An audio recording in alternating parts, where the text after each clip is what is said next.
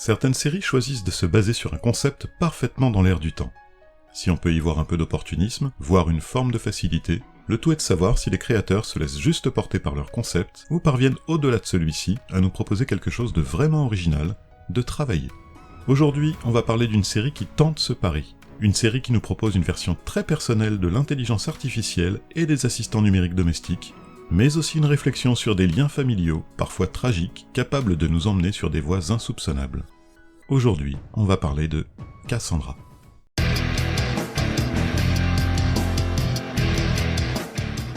Suite au suicide de sa sœur, Samira emménage avec son mari et ses 2 enfants dans une maison isolée pour tenter de se reconstruire. Ce qu'ils ignorent, c'est que cette maison, inoccupée depuis plus de 50 ans, abrite en son sein le premier modèle d'intelligence artificielle domestique d'Allemagne, baptisé Cassandra. Mais dès sa remise en marche, Cassandra se montre inquiétante. Elle manipule peu à peu les membres de la famille, et elle semble animée d'une volonté propre, une volonté dangereuse.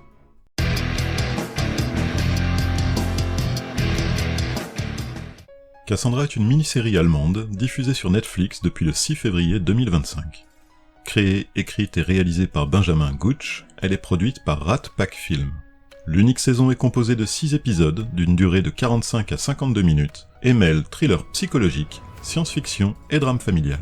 Au casting, on retrouve Lavinia Wilson, Mina Thunder, Michael Klammer, Franz Hartwig ou encore Joshua Kantara. Depuis sa sortie, Cassandra a connu un succès notable. Elle a atteint la première place des séries les plus regardées sur Netflix dans 32 pays, dont l'Allemagne, et totalisait près de 22 millions de vues 3 semaines après sa mise en ligne. En Allemagne, elle a été regardée en moyenne dans 1,83 million de foyers, se classant première sur les plateformes de streaming Netflix, Prime Video et Disney+. Enfin, côté critique, la série affiche un taux d'approbation de 100% sur Rotten Tomatoes.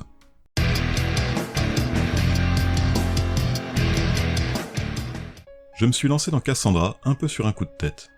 Le succès impressionnant de la série m'a intrigué, son pitch m'a bien accroché, et il faut le dire, l'affiche est hyper efficace. Mais j'avais quand même une petite appréhension, celle de tomber sur une énième série, sur une IA chelou avec tous les poncifs habituels du genre.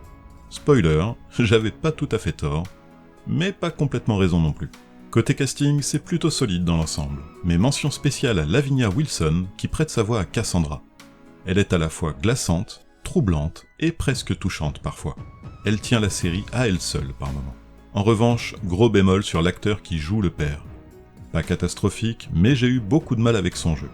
Il m'a paru constamment en décalage, pas suffisamment crédible dans les moments de tension. Parfois trop peu. Et son doublage n'arrange rien. Sa voix française, excellente et très juste au demeurant, n'est à mon sens pas en cause, mais elle ne collait tout simplement pas au personnage. Mais j'y reviens plus loin. Le scénario très inégal m'a laissé une impression fluctuante. D'un côté ça démarre vite, trop vite peut-être. Dès le premier épisode, et contrairement à ce à quoi je m'attendais, Cassandra est clairement menaçante. Il n'y a pas vraiment de montée progressive dans la tension, pas d'ambiguïté, on comprend direct que cette IA veut du mal. C'est un parti pris, alors pourquoi pas si la suite est à la hauteur. Mais justement, ensuite, on tombe vite dans des mécaniques déjà vues 1000 fois. Le personnage qui comprend le danger avant tout le monde, tente de prévenir les autres, mais personne n'y croit, et on le prend pour un fou. Ou encore ce rouage usé jusqu'à la corde par des milliers de nanars d'horreur de série Z, dont les personnages font exactement et systématiquement le contraire de ce que le bon sens dicterait. Réactions absurdes, décisions débiles, on a la totale. Et pourtant, malgré ça, il y a des moments où la série nous offre quelques fulgurances. Certaines scènes sont vraiment saisissantes, glaçantes et brillamment mises en scène. J'ai aussi beaucoup aimé le choix narratif de croiser 2 temporalités, celle de la famille actuelle, et celle de la jeunesse de Cassandra 50 ans plus tôt. On avance petit à petit sur ces 2 plans qui se nourrissent l'un l'autre, très efficaces. Il y a aussi ces indices visuels disséminés auxquels on ne prête pas forcément attention d'entrée de jeu, mais qui prennent tout leur sens dans le dernier épisode. C'est malin, même si la révélation finale qui en découle ne m'a pas paru ajouter grand chose à l'intrigue, se contentant pour moi de l'étoffer un peu toutefois. Quant à la fin en elle-même, eh bien je l'ai trouvée plutôt convenue. Pas mauvaise, pas marquante non plus, un peu facile honnêtement. Visuellement par contre, c'est très réussi. L'ambiance néo-rétro-futuriste est particulièrement bien travaillée, les écrans verts à l'ancienne, les interfaces désuètes, la maison figée dans le temps, on a vraiment l'impression d'être dans une dystopie imaginée dans les années 70, et ça donne à l'ensemble une vraie personnalité. Côté musique, j'ai été plus partagé. Elle est très présente, parfois trop, un peu envahissante même. Mais objectivement, elle colle bien à l'ambiance générale voulue par les créateurs, donc je dirais que c'est une affaire de goût personnel. Et enfin, un mot sur le doublage français. Globalement, il est plutôt bon. Là encore, la mention spéciale revient à la voix française de Cassandra, qui est exceptionnelle de justesse, et dont le timbre colle parfaitement au personnage. En revanche, le doublage du père, lui, m'a vraiment sorti de l'histoire à plusieurs reprises. Ce n'est pas la voix en elle-même qui est à remettre en cause, comme je le disais plus tôt, mais son timbre particulier qui m'a paru en inadéquation totale avec le personnage. Ça crée un décalage qui nuit à l'immersion, et je n'ai jamais réussi à m'y faire.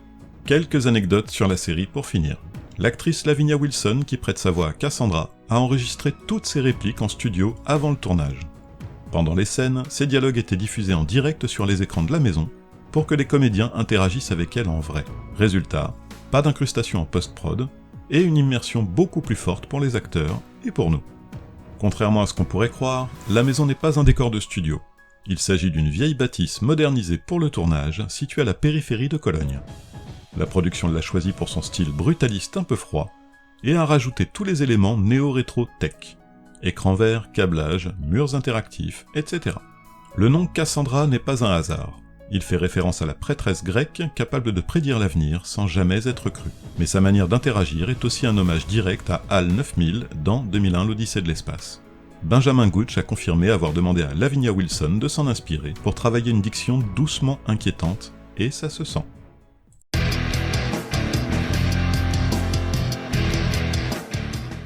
Cassandra, ce n'est pas une mauvaise série.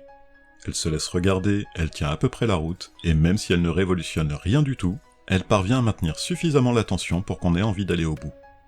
Je la conseillerais clairement aux amateurs du genre, à ceux qui aiment les IA flippantes, les ambiances tendues, et ceux qui cherchent une petite série à binge-watcher en quelques soirées. Mais attention, on est loin du phénomène qu'on a voulu nous vendre. C'est une série trop inégale, souvent trop prévisible, qui ne vous laissera sans doute pas un souvenir impérissable. Cela dit, elle a ses atouts.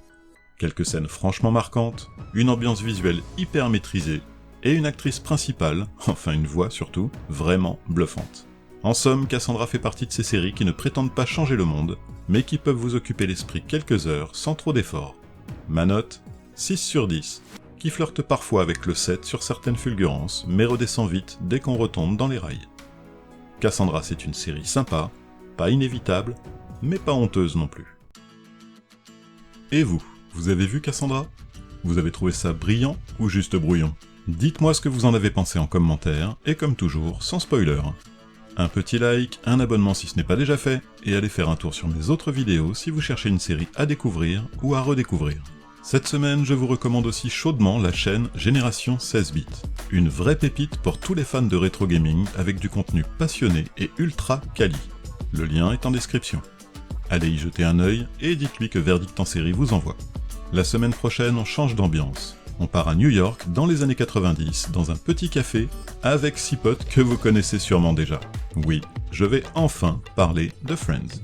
Rendez-vous vendredi prochain à 19h, et je vous laisse comme d'habitude avec la bande-annonce officielle de Cassandra pour prolonger un peu l'ambiance.